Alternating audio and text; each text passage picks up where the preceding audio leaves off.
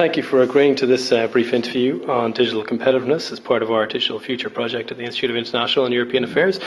I wonder if I can ask you what you think are the priorities for maintaining competitiveness as Ireland enters the new decade. Well, there are two essential issues as far as I'm concerned, and they're related. We have to retain competitiveness, that is productivity, and therefore that means we have to keep our cost base down. It's been growing too fast, particularly since 2001.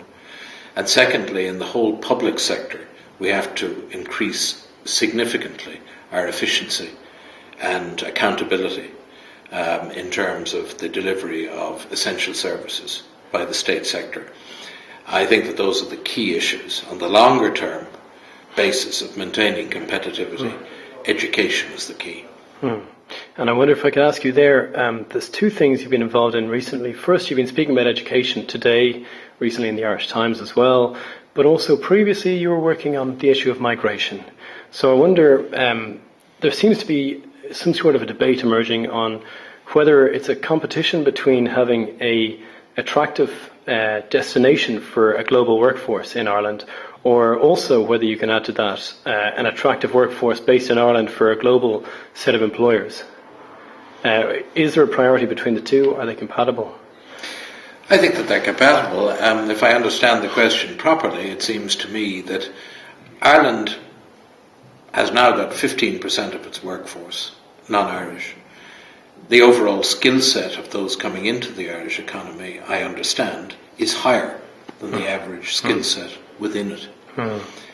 I think that the world in which we now live is a world which has to be compatible with both having mixed cultures within Ireland, to remain, of course, predominantly indigenous Irish, and at the same time it has to be a welcoming place, particularly for those who come here and fit in with our economy, either at any level, in working in it.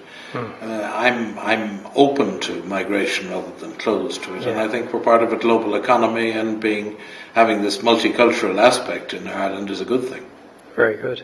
And I suppose the last question then is, where should the priority be on education? You were talking about, I think, doctoral research as being particularly important, but also then undergraduate research. And did you think there was an emphasis on sciences or humanities or?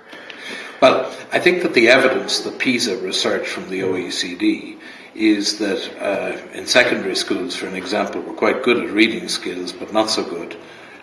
Not terrible, it must be said, but not so good in the sciences and mathematics. We have to increase at secondary level, I think, the emphasis on mathematics and science in order to improve the people who are going into university, and also to rebalance those who are seeking degrees a little bit towards engineering and science. Yes. We've been dropping points in engineering and science. I can't understand this, because there's actually a significant demand for engineering and sciences.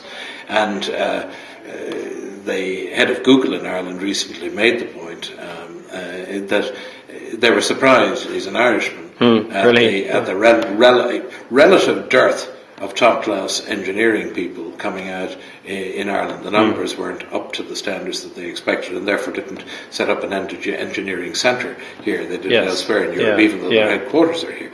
So I think we have to refocus a little bit in that way. More generally, I think our universities are relatively underfunded. It would require a 47% per student increase in the funding from the state to reach the top level in the OECD. But even to reach level number 9, which would suit me, which is Finland, which is a very good university, I think you would need an increase of something like 27% in the funding. I think that has to be done. My own preference is that those who can afford to pay for university fees should do so in some way through loans and repayment afterwards, because they get a skill set which increases their earning power by something like 59%, as far as I can recall, after they leave. So I think that's extremely important. I think also we have a very highly paid university sector. I think this is entirely fair. I think teaching at all levels should be held in high esteem, but we have to demand productivity and performance appraisal in teaching at all levels, including university. to ensure that we're getting the right degree of productivity from what is a relatively well-paid and highly esteemed, as it should be, sector in our population.